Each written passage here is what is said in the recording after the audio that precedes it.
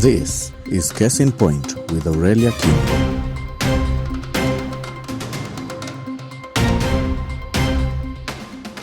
Welcome to RUTV. I'm your anchor for the night, Aurelia King. Tonight we are coming to you live from the University of Nairobi, moving from our usual studio setting to be right at the heart of the country's main discussion. Officials from the Commission for University Education are meeting us here to discuss the way forward should the President sign the Education Amendments Bill 2025 into law. Student representatives from universities across the country are also here set to take part in a special discussion at the end of this bulletin. Once the officials conclude their meeting, they will join the conversation to share their insights, and you don't want to miss out on that. Share your thoughts via SMS at 522-522 or on X with the hashtags CaseInPoint.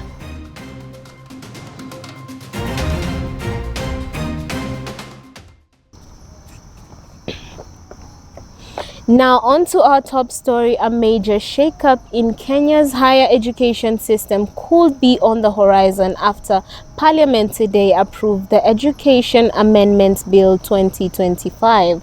The bill, sponsored by Riara MP Honorable James Kinyua, seeks to abolish tuition fees in public universities and scrape the student loan system in favor of full government sponsorship. However, it has faced strong oppositions, with government representatives arguing that Kenya cannot simply afford it. But what does this mean for students, taxpayers, and the future of higher education?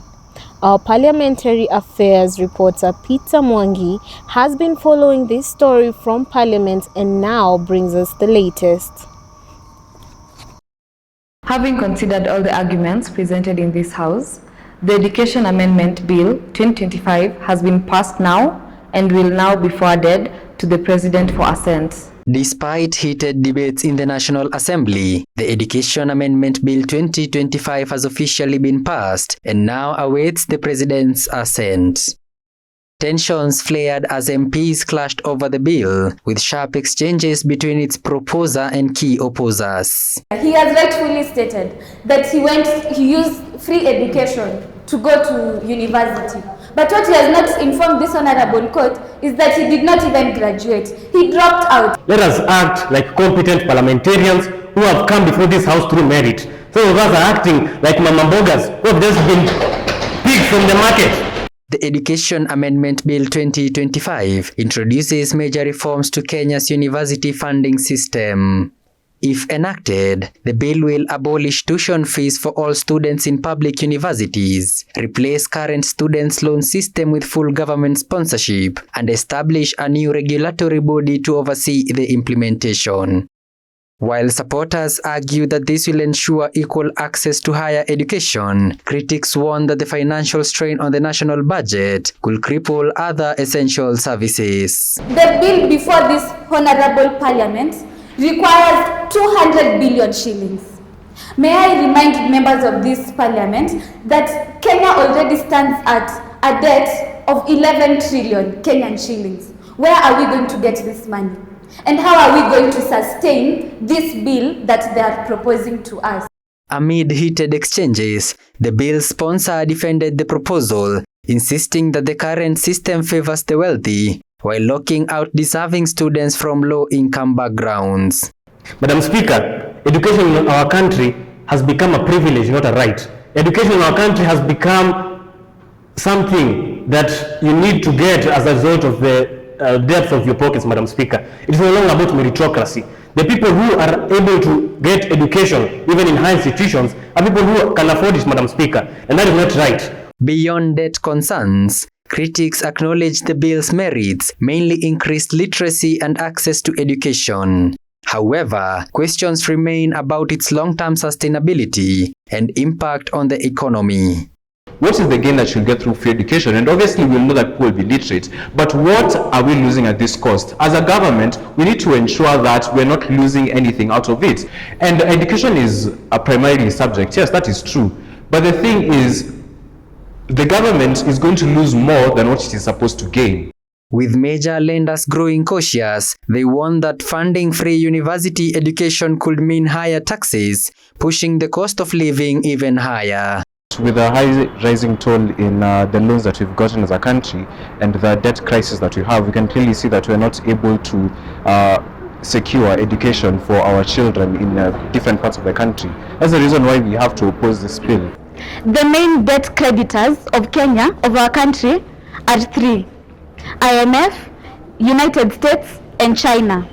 Currently, all these three countries and the IMF institution have classified Kenya as a high-risk debtor because it is always defaulting in paying its debts. So they are very reluctant. They have demonstrated a lot of reluctance when it comes to lending money. There's someone who's talked about our country being in debt. Which country is not in debt, surely? Every country in the world is in debt. What we are saying is, how well are we utilizing the resources that we have already? Sisi tuko hapa, tunapiga kelele, hatuna pesa, hatuna pesa. Hatuna pesa kitu gani na tunaona mnatoa michango kila weekend kwa harusi, kila weekend kwa matanga, kujenga sijui kanisa. We need to be serious in this country. The education sector in Kenya has seen major reforms, like the competency-based curriculum CBC, which replaced the 844 system. However, the system faces challenges such as inadequate teacher training, high costs for parents due to CBC implementation, and poor infrastructure.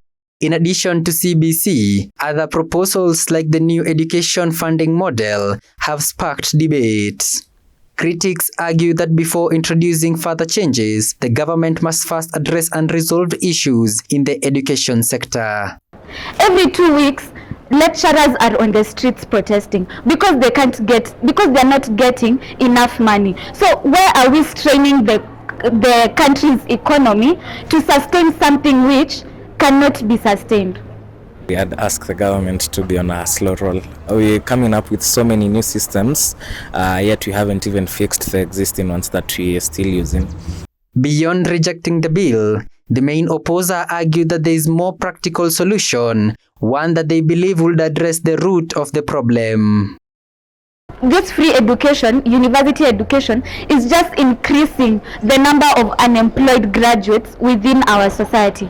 So what the government should do is to set up a stable economy so that those who have already been educated get enough job opportunities for them to work and generate income. And once they get income, then they won't care about free education because they will be able to afford education, not just for their relatives, but even for their communities. Let us be active participants. Interrogate, why don't we have the money? Where is the money going? Why don't we have the opportunities? Why are our young people suffering? I remember just 2 months ago, the cabinet minister of foreign affairs called all our young people to KICC, and they were going there and applying for jobs just to go and be paupers in another country. Ati mtu ameenda sijui kufanya kazi ya kuosha choo, ati mtu ameenda kufanya kazi ya kupiga mastamps kwa ofisi. We need to be serious. Voices from students and parents reveal a range of opinions, with some supporting the bill, others seeking accountability, and a few remaining skeptical about its follow-through. Itatusaidia kupeleka watoto wetu for higher learning, because I believe one of the major reasons of unemployment is education. Na ni kwa sababu wazazi pia hawana hiyo pesa yote ya kupeleka, because higher education is quite expensive. The bill, in abstract, it's a good one, but now what happens with the questions we're supposed to ask ourselves is accountability mechanisms. How do we ensure that once we make it free, how do we make sure people are not left out? There's also a concern about the program starting or the bill being implemented and not being followed through to the end. So we'll have people who start universities with funding, and then somewhere in the middle they get cut off financially and they're not able to complete their courses. This is a nice bill, considering that the current funding model is not working, because you can't understand how a parent have to pay more than 600,000 to educate a student for a medicine course. That's a huge amount of money. I support it because we can't be having money as a country to increase the salary of politicians and for so much luxury, yet we don't have money to pay for fees for our own people. With the Education Amendment Bill 2025 now through Parliament, All eyes lie on President William Ruto, who has 14 days to either sign it into law or send it back with recommendations. If enacted, the government will be tasked with rolling out the new funding model, a move that could redefine higher education in Kenya. But with concerns over affordability and implementation, the real test lies ahead.